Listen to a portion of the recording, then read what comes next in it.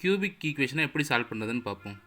First coefficient எல்லாத்தையும் add பண்ணி அதோட வேல்யூ வந்து 0 வந்துச்சுன்னா ஒன் ஆஃப் த ரூட் வந்து நம்மளுக்கு 1ன்னு கிடச்சிரும். அப்போ 1 வச்சு நம்ம என்ன பண்ணணும், சிந்தட்டிக் டிவிஷன் எடுக்கணும். சிந்தட்டிக் டிவிஷன் எடுக்கிறதுக்கு ஃபஸ்ட்டு ஸ்டெப் என்ன பண்ணணும், கோஎஃபிஷியன்ட் எல்லாத்தையும் சைன் சேஞ்ச் பண்ணாமல் அப்படியே எடுத்து எழுதிக்கணும். எழுதினதுக்கப்புறம் 1ஆல் டிவைட் பண்ணிக்கணும். 1ஆல் டிவைட் பண்ணுறப்ப என்ன பண்ணணும், ஃபஸ்ட்டு 0 போட்டுக்கணும். 0 போட்டுட்டு 2ல் வந்து 0 ஆட் பண்ணால் 2.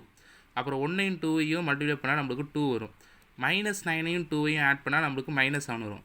1ஐயும் -7ஐயும் மல்டிப்ளை பண்ணால் நம்மளுக்கு -7 கிடைக்கும். 10ஐயும் -7ஐயும் நம்ம ஆட் பண்ணோம்னா 3 கிடைக்கும். 1ஐயும் 3ஐயும் மல்டிப்ளை பண்ணோம்னா நம்மளுக்கு 3 கிடைக்கும்.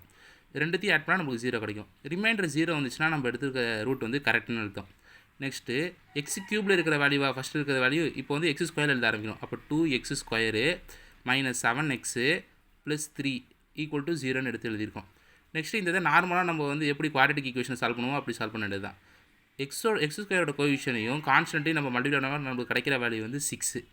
அப்போ ரெண்டுத்தை மல்டிப்ளை பண்ணால் நம்மளுக்கு வந்து 6 கிடைக்கணும். ரெண்டுத்தையும் ஆட் பண்ணால் நம்மளுக்கு -7 கிடைக்கணும். அப்போ -1ஐயும் -6ஐயும் எடுத்துகிட்டு தான் ரெண்டுத்தையும் மல்டிப்ளை பண்ணால் சேம் சைனை மல்டிப்ளை பண்ணால் +6 கிடைக்கும். அதே ரெண்டுத்தையும் ஆட் பண்ணோம்னா நம்மளுக்கு -7 கிடைக்கும். நெக்ஸ்ட் என்ன பண்ணுறோம், நம்ம 2ஆல் மல்டிப்ளை பண்ணதுனால 2ஆல் டிவைட் பண்ணிக்கிறோம். 1 வந்து அது கேன்சல் ஆகுது. அதான் -6 வந்து என்ன ஆகும், 2 டேபிளில் கேன்சல் ஆகும். அப்போ -3 கிடைக்கும். அப்போ இதோட சைனை சேஞ்ச் பண்ணி எழுதணும்னா நம்மளுக்கு வந்து எக்ஸோட வேல்யூ கிடச்சிரும். அப்போ மொத்தம் நம்மளுக்கு எத்தனை ரூட் கிடச்சிருக்கு, 1, 1/2, 3.